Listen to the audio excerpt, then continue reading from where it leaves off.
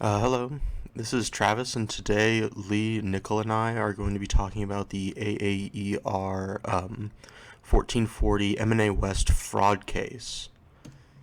And so we're going to start off with a little bit of background information. And so in the late 90s and early 2000s, like right in the middle of the dot-com bubble, M&A West was a self-proclaimed internet incubator that facilitated the growth of internet-related tech companies. And so this guy named Stanley Medley, who was an associate of the corporate secretary Frank Eck, arranged some reverse mergers that resulted in the creation of four new companies that were MAWI, Virtual Lender, Workfire, and Digital Bridge. And as a result of these mergers, Medley received some equity in each of the companies and eventually sold the equity as unregistered stock without disclosing any of the risks to potential investors through internet ads and some press releases that M&A West actually released. And so the CEO and CFO of M&A West, who were Salson Soprano and Scott Kelly, created fake contracts and then fraudulently recorded all of the profits from the sale of the unregistered stock as operating revenue, and they're in the both their 1999 10K and their most recent 10Q that ended as of I believe August 28th, 2000. And they released that they fabricated these documents in the December of that year. And so now we're going to talk about what the FASB guidelines are on reverse mergers. And so a reverse merger occurs when a shell company with no operations acquires a private operating company. And generally, these occur when a firm outside of the U.S. wants to seek access to a U.S. capital market. But this isn't the case for M&A West. What they were trying to do is they just wanted to sell their shares. They were located out of California, I believe, but they wanted to be able to sell all of their those four companies that they created from the reverse mergers. They wanted to be able to sell those shares on the Boston Stock Exchange, which just would have given them better exposure to potential investors. And even if that were the case, they still wouldn't have disclosed any of the risks of investing in any of their four companies. And so after that, something that's specific that the FASB notes within their guidelines is that the consolidated financial statements of the new firm generated through the reverse merger must be described as a continuation of the financial statements from the company that was acquired in the reverse merger. And so here are the results of the multiple lawsuits that ensued after the case. And so the CEO and CFO were charged with violating the Securities Exchange Act of 1934, and that resulted in a $250,000 fine and the loss of Soprano's CPA license.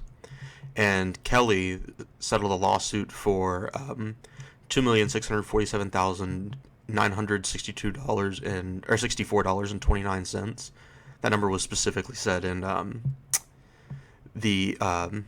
the SEC case reporting. And Medley, the person who was in charge of creating the transactions for the reverse mergers, had two violations, which were from the Securities Act of 1933 and the Securities Exchange Act of 1934. And so next we're going to talk about what these acts, or what specific parts of these acts, these gentlemen broke. And so the Securities Act of 1933, it requires firms to release financial information that would be of any concern to potential investors of a company. And it also prohibits deceit, misinterpretations, and any fraud in the sale of securities. And so the Securities Exchange Act of 1934 actually is what created the SEC and establishes them as the governing body that is in charge of just all national securities exchanges. And the part that Medley broke specifically that he was charged with was that he was an unregistered broker, and he attempted to trade on the Boston Stock Exchange, which is directly stated in this act is very unlawful. And so now I'm going to hand it off to Lee, and he's going to talk about the specific journal entries that were manipulated by M&A West and the motivation behind the fraud.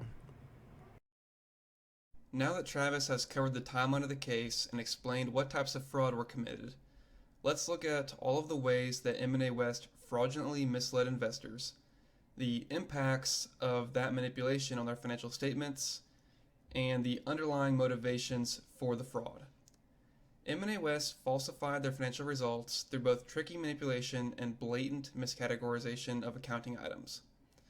Management used four main ways to balloon financial results: by reporting sale of subsidiaries as revenue instead of one-time gains, by manipulating the price of their investments, by blatantly misclassifying loans and advances as equity, revenue or gains, and finally by selling unregistered securities for gains. All of these techniques combined made M&A West appear to be a healthy, profitable internet company growing at an unprecedented rate, when in reality it was a money-burning scam for the founders and management team. The first two methods of manipulation, subsidiaries reported as revenue and manipulating the stock price of investments, were the two biggest ways that M&A West improved the appearance of their results. In just one transaction, through the sale of a subsidiary called WorkFire.com, M&A West doubled their reported revenue and quadrupled their investments available for sale through price manipulation and miscategorization of accounting values. For the sale of WorkFire.com, M&A West originally reported $4.3 million in consulting revenue from the receipt of about 750,000 shares of WorkFire.com common stock. They exchanged those shares in exchange for stock in another shell company. This transaction was a completely cashless exchange of stock in worthless companies with almost no trading volume.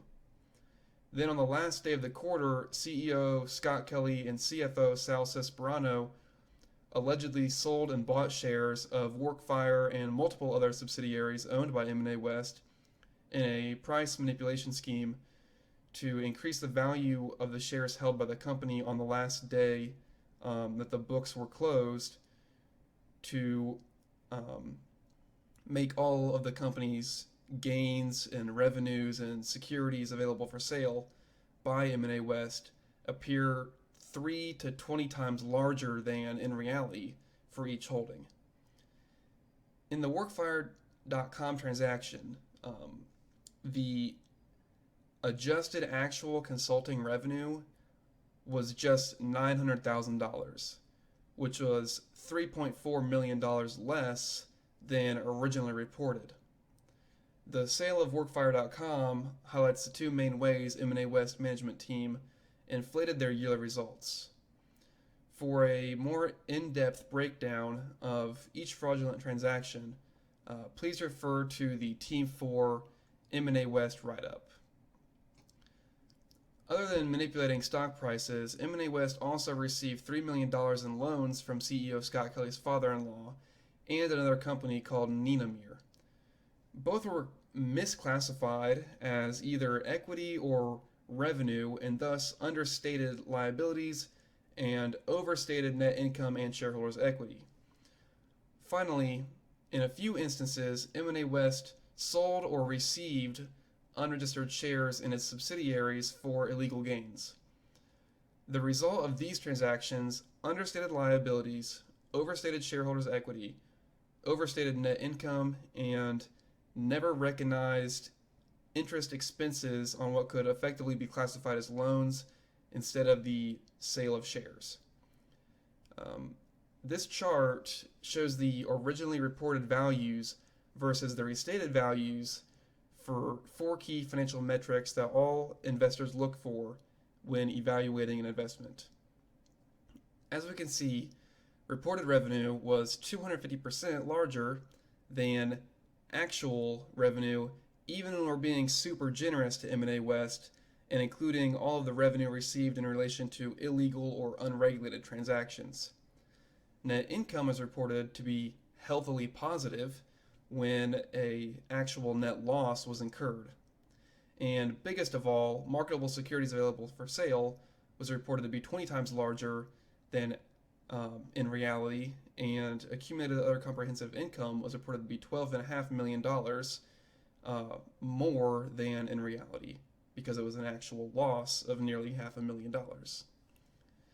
The majority of these overstated amounts come from the manipulation of the prices on the last day of the quarter of their um, low volume traded subsidiaries.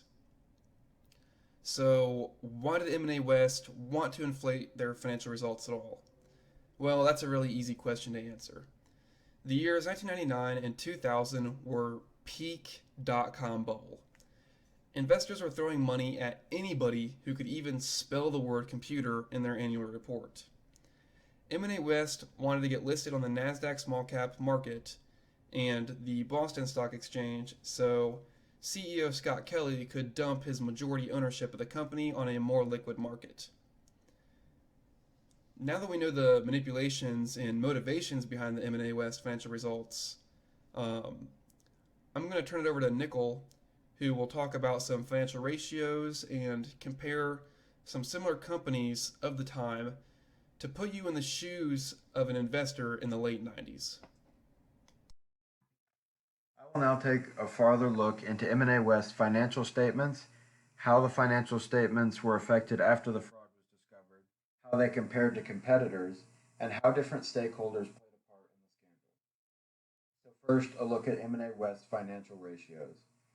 Here's a comparison between the numbers that were originally reported and after adjustment. Almost every ratio that you can calculate changed after the adjusted numbers because the manipulation was so widespread. However, these three ratios do the best at showing the full extent of the manipulation. First, comprehensive income per share.